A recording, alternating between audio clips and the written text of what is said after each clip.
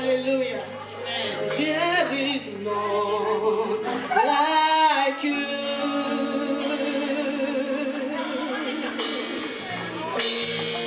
No one else can touch my life like you do. I have searched all eternity, Lord. I find there is no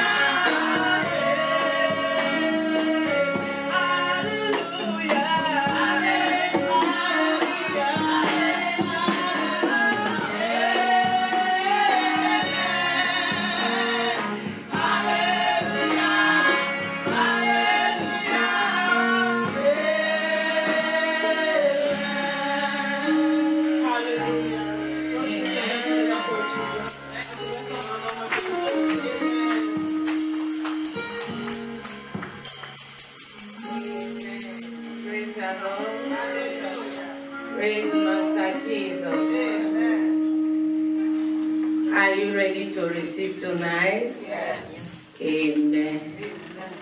Touch me once again, oh Lord.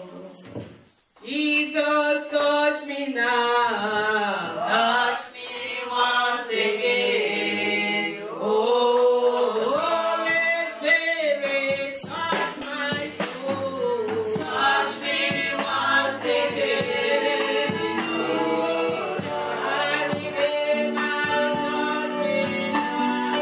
Touch me once again, oh Abba, Father, touch my spirit. Touch me once again, Holy Spirit, touch us now. Touch me once again, oh my Redeemer, touch me once again. Jehovah Nissi, touch me now. Touch me once again, oh my Redeemer, touch my soul. Touch me once again, Holy Spirit, touch me once again, I want you to open your mouth and pray tonight that heaven should be open unto us. As we gather here, let heaven witness what you are doing tonight. I want you to open your mouth and ask for open heaven. Ask for open heaven right now. Ask for open heaven. Ask for open heaven. Ask for open heaven because blessings come down from heaven. What you are expecting to receive tonight is from heaven. As you are asking those ones tonight, it's coming down from heaven. It's coming down from heaven. Open your mouth and ask him, Lord, open heaven unto us. We gather because of your name. We gather for your reason. Holy Spirit, touch us. He's sending us to us tonight. In the name of Jesus. Father, we thank you. We glorify you. For in Jesus' name we pray. I want you to jam your hand as you go to our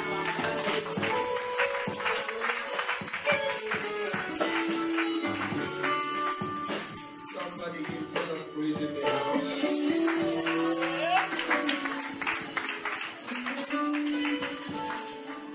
Amen. The hour has arrived. Yes. I believe and I know deep within my spirit that this program is meant for somebody. It's a program of increase in somebody's life. You know, Europe has been going through, many of you can say you know that Europe has been going through for some years now. The man that is going to start talking to us tonight, we thank God for his life. Amen. You remember when Spain had issues? He was still being invited. Even last year, I spoke to a pastor, a friend of mine, of ours this afternoon. Told me that last year he came and he shook Madrid. Amen. So many people are in Antwerp tonight not knowing what is passing by. Yes. I pray that after you are blessed, he's a prophet. He speaks and it comes to pass. Amen. He prays and it comes to pass. So I believe that after tonight, it will be left for you to go and put your finger as a finger of the Almighty in somebody's life. He's the most senior pastor of Victory Life Bible Church. He has branches all over the west of Nigeria. I don't know now, maybe Apostle, whether you don't go Liberia, you have branches everywhere now. So it's possible. Amen? That is a man that is increasing. Hallelujah. That increase has come to us tonight. To follow you. So I don't want to hold anybody much for some reason. It's better you start. I hope you open your vessel so that you can be filled. Yes. Apostle Lawrence Achudome, some of you might have seen his posters in different parts of Nigeria. But if you have not, you are meeting him live today. Yes. The glory of the Lord. A man called by God. He's a man that I know, and I know him. I don't just say because he's here, let me just blow my mouth. I know him, I know his heart. He is here to be a blessing. Please look at your neighbor and say, I don't know about you. I don't know about you. I am going to testify. I am going to testify.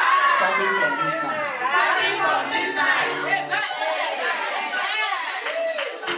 Without wasting time, can you help me jam your hands together? For the great apostle, the servant of God, the man that God used in different parts of the world, not only in Europe and America. Help me welcome the great apostle, Apostle Lawrence Achudome.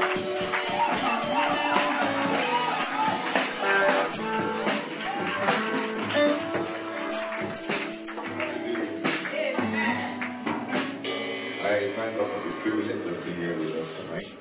Amen. And I want to thank God especially for the life of our Bishop Santos Egide for this great work. Can you please celebrate him with a big...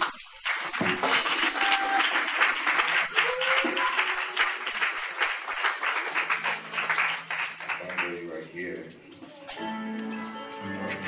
I begin the journey tonight. I want to take my time because I want to really make sure you get the result at the end of this.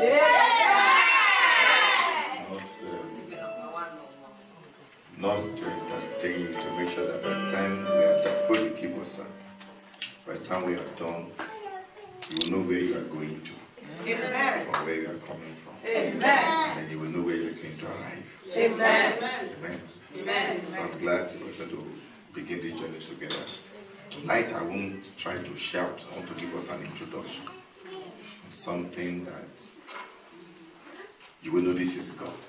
Amen. That is working. I say it everywhere that if I tell you God is faithful, it's not by faith. If I say God is faithful, it's not because the Bible says so. It's not because people are saying so. I am the one saying it. That He is faithful. Amen. I have seen miracles around. Name it. I will share some testimonies in the course of this week to let you know where we are going to and where we are coming from. One thing I can assure you that somebody's life will change. Amen. I don't know who, but somebody's life will change. Amen. Bishop Santos, time for this great work. It's not easy to be a pastor in Europe. And for standing firm with all these storms that has happened, means God indeed is with you. Amen. Many people have been swept away. But thank God some of you good faces I've seen many years ago. I'm still seeing you here. Yes. Hallelujah. Amen. Give somebody a hug, tell him I love you the way you are, then take your seat.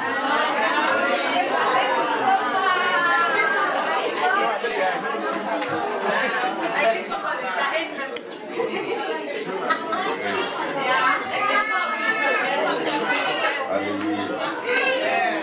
So have your seats now.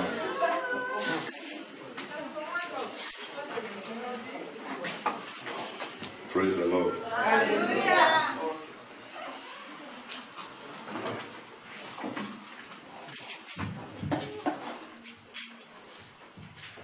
There are three things you need to break through any barrier in life. However, we dwell on one. Boy, you can leave that stuff. You not marry now. But I will dwell on one in the course of this week. And please hold those children so I don't distract you. One thing I tell all over the world, I think we're going to do that. God gave you children as a gift, not as distraction. But don't touch those drums again. And if you allow your children to distract you, you may miss the word that will change your life. And if you miss the word and you end up in poverty, that same child will grow up to curse you in your old age. Then why is it that other children like me are having a better life than me. Mommy, why don't you have the kind of thing the children have? There was a lady that met me in Atlanta, Georgia, where I preached. I finished preaching and throughout the message she was crying. And I was trying to wonder why she was crying. After the message, elderly woman, she came and said, Apostle, you have changed my life. I said, what do you mean? She said for the past 5 years, every weekend she goes to the mother's graveyard where the mother was buried to curse the mother. That, mommy, if there is resurrection, may you never resurrect. So I said, why? She said the mother died and left them in debt.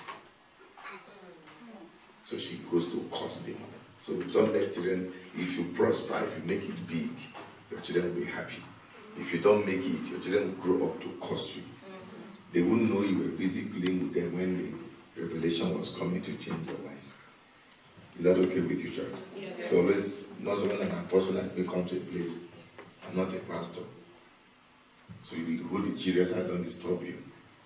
You will see me once in a while, and that once in a while, get everything you want to get. Is that okay with you? Yes, sir. Praise God. Hallelujah.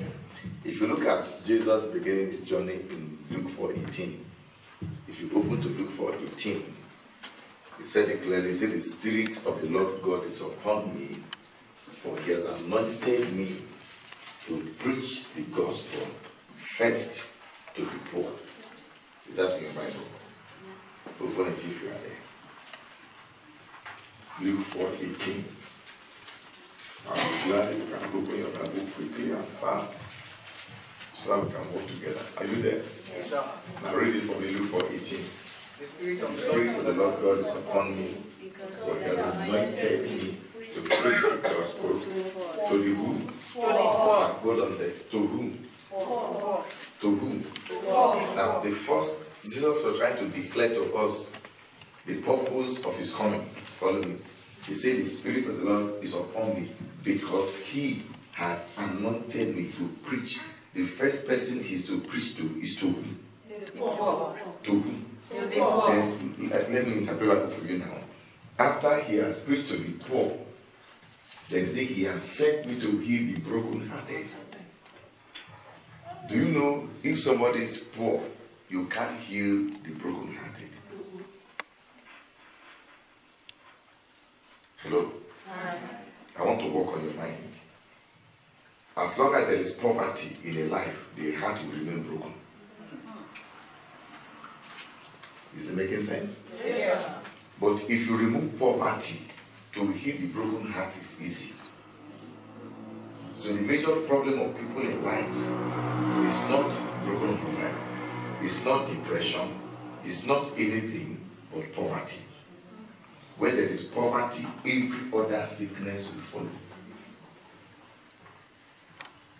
That's why husband and wife cannot be united. They can't talk in one mind.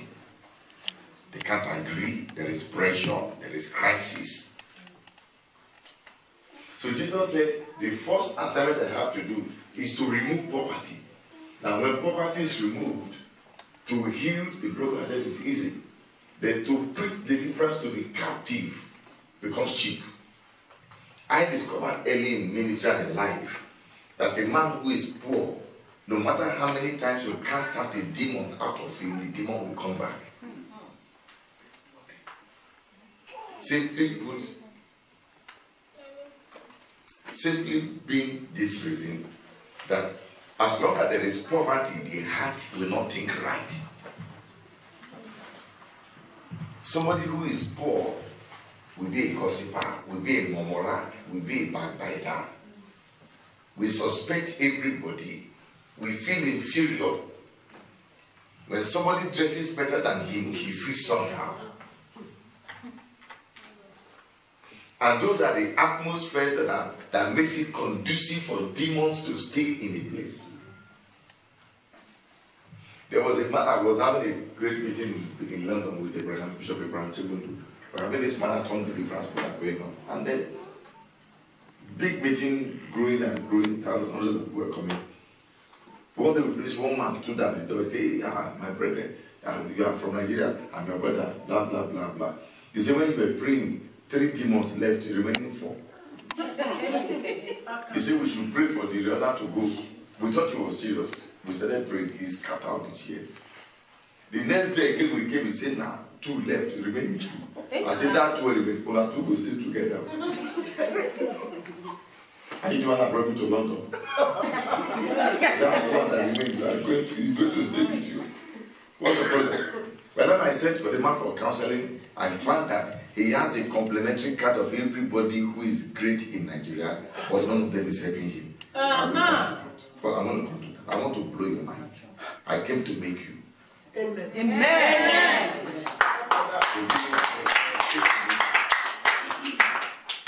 So I found out that the man's main problem that no matter you cast out the demons, where there is poverty, demons will come back. Because a poor person is highly temperamental. At the slightest opportunity, he gets angry. He reacts. He so quickly feels offended. So when Jesus said, the Spirit upon me, he has anointed me to preach to the poor. That is the primary thing to be removed if you want to have peace and make progress in life. Remove poverty. Amen. If you conquer poverty, every other thing will fall in. Hallelujah. One, a blessed man does not envy anybody. When you are blessed, you don't envy anybody. You are not jealous of anybody. You don't care how they do their hair. You don't care what they wear. You are what Apostle Paul said, by the grace of God, I am who I am. You are just living your life. You don't care whether they came with a car or they came by a coach or by any method. You don't care. But when there is poverty, there is problem. Praise the Lord. Hallelujah. 3 things you need to triumph in life and to triumph really in life. Number 1, you need God. That one we all know, but we don't really know it because we just assume we know Him. Number 2, you need the anointing.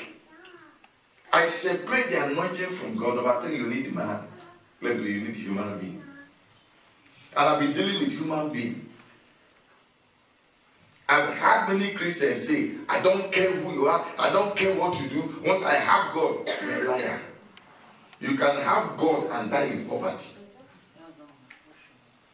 You can have God and die in sickness and die in disease. You can have God and be useless on earth. Everybody needs a man in his life. If you see anybody that still doesn't need a man, is a fool, is ignorant. You need a man. When the Bible says, give and it shall be given unto you, it says good measures, pressed down, shaking together, shall angels give to you. Shall who give to you? Shall who? Shall who? Not angel. So until men give to you, you remain poor. Femi, are you thinking? Yes, sir. I want to help you out. I came to work on your mind. Amen. You don't have any reason to be poor in life. Give, it shall be given unto you. Good measures, pressed down, shaken together, and running over, shall men. So until men give to you, your cup will not be full. It will not run over. It will not be shaken together. So remove men, and your cup is empty. I don't think I'm talking to somebody here. Yes, sir. Yes, sir. It's not prayer. It's not fasting. A pastor came to me and said, he called me one day, he says, he called me and said he went to somewhere in York on the mountain. And since I've been born again, I've never gone to any mountain to pray. What am I looking for in the mountain? I have never gone to a mountain looking for what? Jesus Christ went to the mountain to pray. He went there, he met Satan.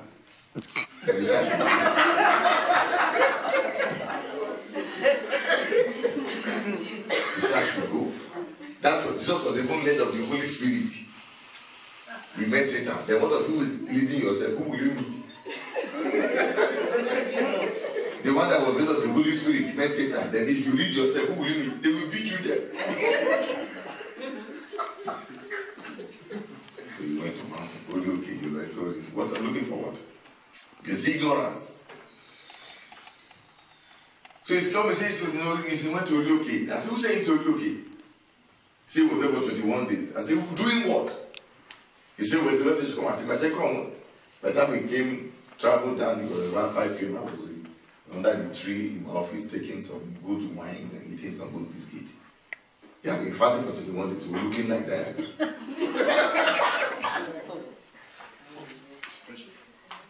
And he came panting and lay down. Say I was praying. God didn't speak to me for 20 days until the 21st day. The Lord said to me, my son, go and make my servant research him.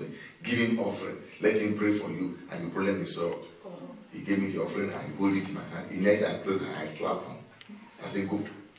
He said, the Lord said you should rest. You didn't hear me. Do I have to pray for 21 days? He didn't answer you. I should add more prayer to it. You went to somewhere for 21 days. God didn't talk to you. The only thing he said was go and give my son offering. Don't tell that you have been there wasting your time. Are you hearing me at all? Yes. I want to change your life. Amen. And I said, go, tell God I'm taking the offering. You can go. And then he came back 3 months later dancing. What happened? Things change. Is it pastor? There are mysteries of the kingdom. Let me show you the Bible. Is somebody happy here? Yes, sir. Let me lay foundation for you. Look at Matthew 13. Let me show you the scriptures.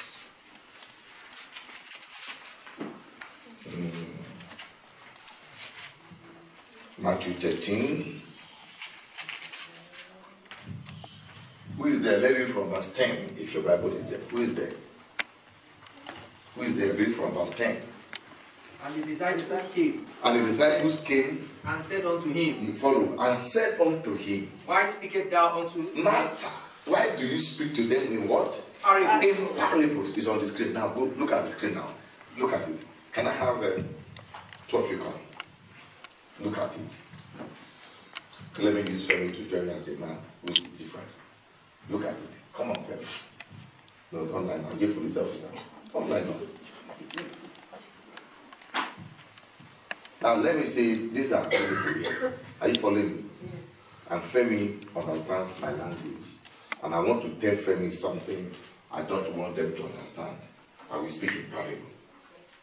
Does it make sense? Yes, sir. And when I'm speaking in parable, though they are hearing me, they won't understand. Only Femi will understand. Why? It is only him I want to understand. Does it make sense? Yes, sir. So if you use parable to speak to people, you don't want them to know what you mean. Yes, sir. Does it make sense? Yes, sir. Now sit down and let me now talk this one. Now look at the scripture. The disciples came to him, Jesus, why do you speak to them? In what? In parables. Now let's look at the answer. Give me attention. Give me your mind. I want your mind. Look at Jesus' response. He answered and said unto them, because it is given to you to know the mysteries of the kingdom of heaven, but to them it is not. Do you understand? So what did Jesus say? Give me attention. Give me attention. I don't want now. And for you to succeed in Europe, you need mysteries. He said, for you it is given to know, but to them it is not. Now, what we put in difference between two of you, no matter how you fast, how you pray together, what we put in difference between two of you in your success race is the secret you know, which your friend does not know. Are you following me here? Yes, sir. As long as all of you know the same thing, you'll be at the same level. All of you will be there celebrating poverty.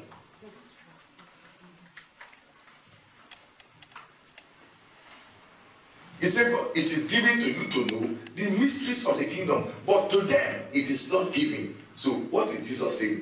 Jesus is saying in essence, there are certain people I want them to succeed more than the other. I will tell them secret.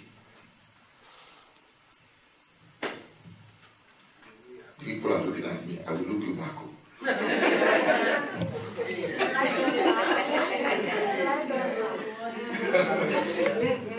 Are you getting me? Yes, sir. I want to teach you Bible. Now, why do you speak to them in parable? He said because it is given to you to know, but to them it is not. Now, let's try so I can understand it. Give me, what was that? Give me verse 13. Okay, give me verse 14. Verse 14. Is it 13? Okay, 13, sir. Sorry, 13. Now look at it. Therefore speak I to them in parable, because they seeing see not, and hearing they hear not, neither do they understand. This is loaded. Have you seen people looking like this, and what they are looking for is there, they are not seeing it? Yes. That is Bible. Have you seen a case where you kept something here? You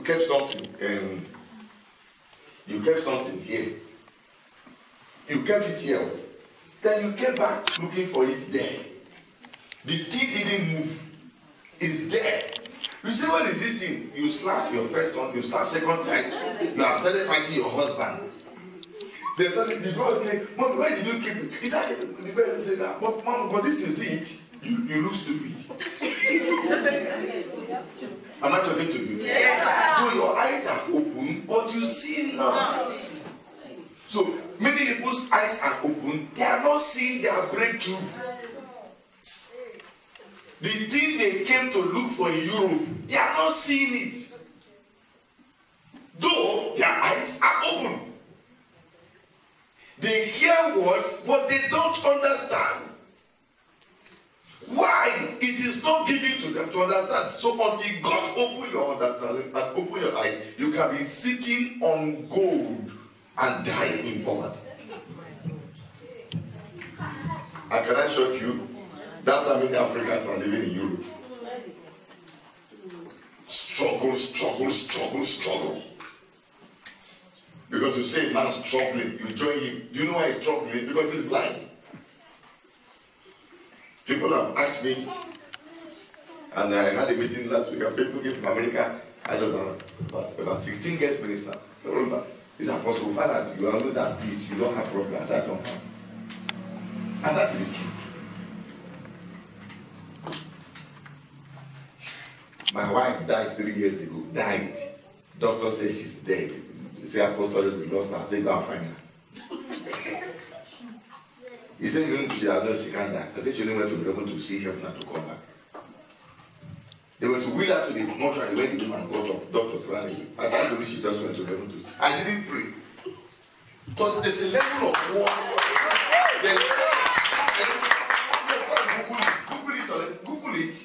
Google Reverend Fola children. Google it. Papers carry the story all over Nigeria. Google it after you see it. There's a level of understanding you come to. Things don't move because you know where you're going to. You see, you hear, you understand. It's when you don't see and your eyes are open, you don't understand and your eyes are open, that you get confused and everything irritates you and you shout here and there.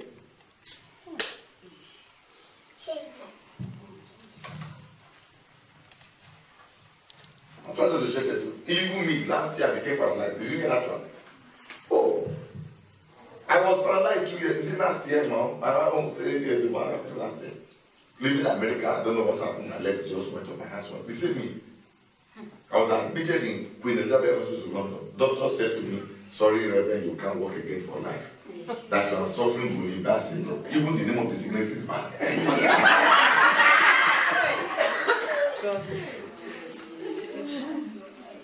They send me walk, they say I'm suffering Guillain-Barré. I can't ask them what is Guillain-Barré syndrome. The sickness has no cure. 6 neurosurgeons were at me. One day when they look at them, then they say, they brought wheelchair and say, this wheelchair doesn't look like me. It don't fit me. You must know what fits you. Number one, poverty does not fit you. Sickness does. You must know it. Not that see, when you know it, you don't need to pray for it. You just work it out.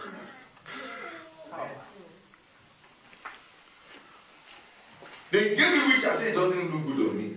I was flying first class from California to London. I slept in, I'll get over. No. Go and check in my record is there. Big volume of reports in the room. Those blind people. But the doctors were blind. They don't know what they were seeing. When one day I say, discharge and pray. They say you are sick. I say you are doing that is sick, not you. You are not sick. And I stood up, I fell down. Locked myself in Marriott Hotel. I said, this thing, you have 3 days to walk out of my body. But they thought when Jesus Christ entered, they would touch my legs. Pain all over. That's I started working on 29th of August. Hallelujah.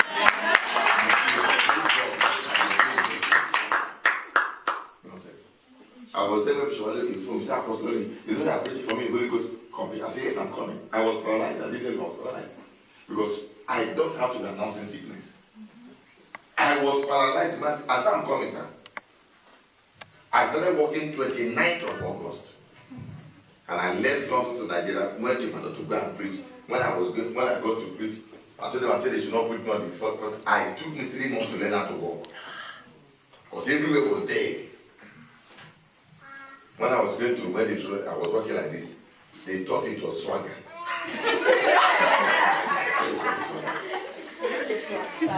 Until when I started preaching and they were surprised that Apostle Chidube doesn't normally stand in one place to preach and walk about. I'm not a Catholic priest. I don't stay in one place. When I now gave the testimony, the whole place exploded and miracles began. So if I tell you God is faithful, it's not by faith, it's for real. I have seen it. And I tell my church members, if you die premature, you're your own. Because now I died and came back. Who do you look like? I was paralyzed and I'm walking.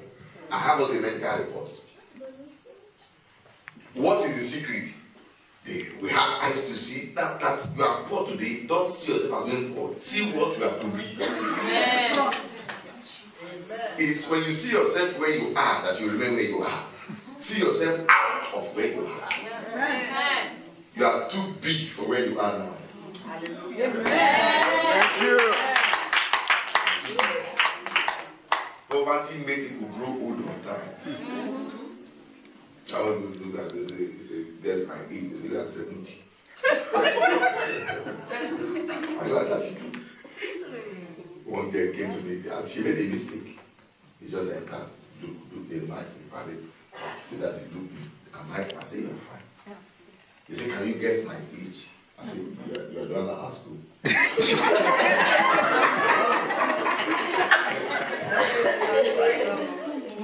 said,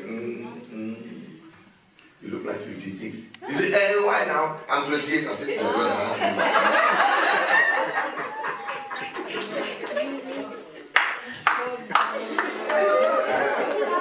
When you don't smile, when you are not happy, you grow old. Look old.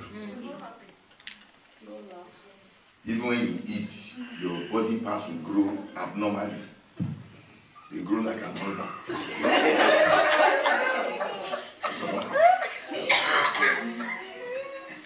Hallelujah. So why do you speak to anybody? Because it is given to you to know that they see. Now, give it to me, sir. Let's read that now 14. That's how I can see it. So I can get it. Now, and in them is fulfilled the prophecy of Isaiah, which says, "By hearing you shall hear, and shall not understand, and seeing you shall see, and shall not perceive. For the people's heart is once gross, and their ears are dull of hearing, and their eyes they have closed. Lest at any time," push it up, "they should see with their eyes, and hear with their ears, and should understand with their ears, and should be converted, and I shall heal them." What does it mean? That is, when you see and you understand, when you hear and understand, then you will change your thought to what you are seeing.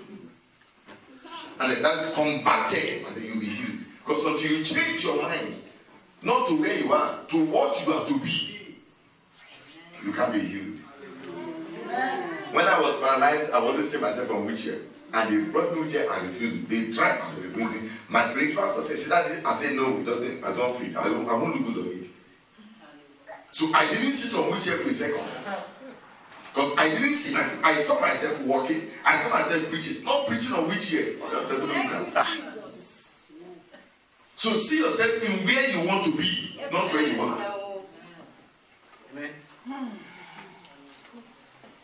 Not where you are.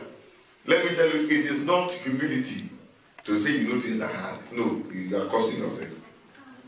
It's not humility at all to say you know things are hard. Everybody is the same. You are just adding block on your head. It's not humility. Self-pity is not humility. What a great God. Are you following me here? Yes, sir. Are you getting it? Did you get that? Now let's not come back. Now see you need God. Now, if you look at 1 Samuel 12, verse 6. 1 Samuel 12, verse 6. I don't want to run through that one quickly. 1 Samuel 12, verse 6. What is there? Are you there? 1 Samuel 12, verse 6. Operator, please make it fast for me. 1 Samuel 12, verse 6. Say, I need God. Say, I need God. I need God. That you need God does not mean you don't need man. So don't ignore man. If you ignore men, you ignore your destiny. Like I tell women that you want to have a husband and any man that greets you, insult you. You marry your papa. You marry your father. No matter how beautiful you think you are, your bad character will stop men from coming to you. Once your character is bad, no one will come near you. After all, the beauty you are trying to show is not you, because it is attachment. So it's not. So attachment is fake. You now come and add bad character to fake hair. Bad combination. That's why God will expose who you really are. Ugly. And then nobody will come there and they come and say the devil. It's not devil, it's bad character. You look and look if I could not forget. So you look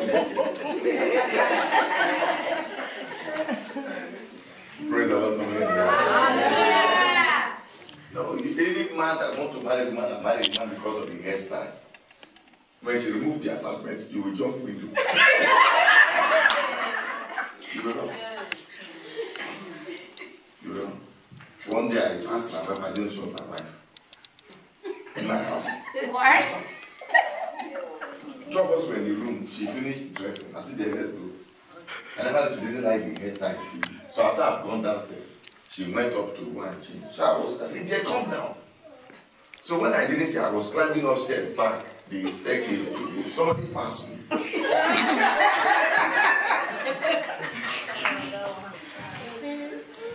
Simply because the hair was not the one. So I didn't go. I said, dear, where are I said, wait a minute. Only two of us were at home. Who is that?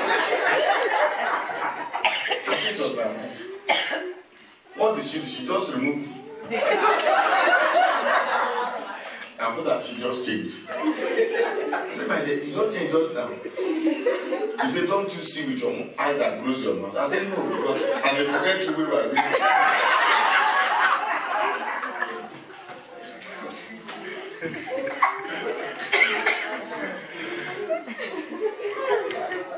So I won't get there when I'm going, I can't have that person's wife because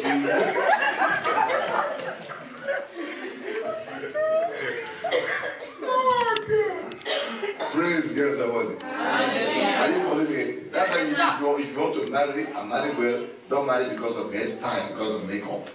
Those things are not real. They will wash it away. There's a man in London that who took his wife to court and the woman deceived him. He never saw her without makeup and attachment. Who read it? God Google it on the internet. You read about it. The case is in court. So after marriage, the woman will wash the makeup. He said, hey, this is what you look like. He removed the attachment, the man doesn't. The case is in court. Go and check, it's in court. It's in court. So this attachment, it doesn't know. So then I'm honest, tomorrow you come back. Tomorrow turn out to red. That is woman. Women are donated that can do miracle with high God.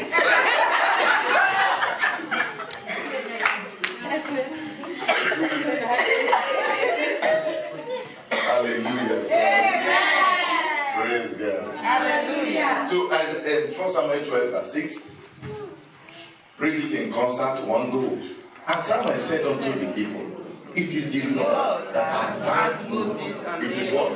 It is Lord. Say Lord. Lord. The word that advanced means made to progress, made to prosper, made to go forward. So it is God that can make a man to succeed in life. So if God does not make you to succeed, if you jump up at all, you are coming down. It is not struggle. struggle only make you to complain. And somebody, I was in Canada, somebody shook my hand. It looked like sandpaper. I removed it. But the hand was so hard. I said, this is Canada. My hand from Nigeria is softer than your own in Canada. Don't you have cream? Or using your hand to break bottles or to break wall? Very hard hand. There must be evidence of living in Europe. Are you following me? Yes, not sir. Just speaking French. Speaking French is not a breakthrough. You can. What is the language that you speak? Netherlands. You can speak Netherlands. It's not a breakthrough. Don't come to Nigeria and be speaking it to Shai. They will insult you. They say by their fruit they shall be known, not by their language. So don't think like those are that come from London, come and be speaking Oye. Come, Nigerians speaking more than you. Nigerians have never left Lagos or they speak slangs. More than those who are living in America. Not to say Oye. They speak more than you. Even their own tongue, you won't hear their English. And they've never left Nigeria. Are you getting me? But when you have result, you came to Europe to have result. And to get it, God must advance you. That is, God must open your eye to see what to do to succeed, where to go to succeed, who to relate with. Because everybody must not be your friend. Many of you are failing because you have carried extra luggage as your friend. There are some people they must live your life. You must live your life. It is God who advanced Moses, not man. And when God advances a man, nobody can bring him down. Amen. Nobody. Let me introduce you now to man. And tomorrow I will tell you about how to fulfill prophecies in your life. And then again, I said that Luke 6:48, it said, give shall be given to you, good measures, press down, shake it together, running over, shall men, you must say shall men. So the fact that men must give to you for you to succeed. There is no place you want to go to today in the world that men have not been there before. So any journey you want to embark on, somebody must show you the way to the place. It takes a man. The business you want to do, somebody must show you how to go. And let me make a statement here for those of you who are very selfish and stingy, because when you hoard or when you keep information from others, you yourself, that information does not help you. Let me put it this way. That I tell, what's the name, sister? Ruth. When I tell Sister Rose how many have been traveling to Dubai when they were going for business, and I say, look, brother, tell me how do I do it? And I'll tell her that I told her how to do business in Dubai does not reduce me. You'll be stupid not to give an information that you have to somebody else who to succeed. Because giving the person an information helps you to receive a fresh information. But people think if I tell her how to do it, she will be better than me. No. We can be selling the same product, we have different grace. What makes us to sell more is the grace we carry. Oh, yes. Not the product we're selling. So you'll be stupid and unwise not to introduce a friend or a sister to a business when they ask you for it. Two people can be selling the same thing. What makes you succeed more is 1 Samuel 12:6. It is God that advances. So it is the God you know, the God you are in covenant with that determines how you succeed or not. Not the information you have. Many people have information and they are failing. See that right there. Many people have information. I know people who are experts in information technology and they have nothing. I know people that read, you have BS, you have masters, you have PhD. Then after this all the team, they are useless. They start selling off. They give it good name, they call it They call it good name, donut. They call it donut. Donut is puff puff. They call it donut. After doing all the things, they start coming to do catering management. So you can have information and be useless, so it doesn't help you. So what makes information you have to help you is God who advances. The God you are in covenant with, the God you know. Not the God they tell you about, the God you discovered by yourself. Are you getting it? Yes, sir.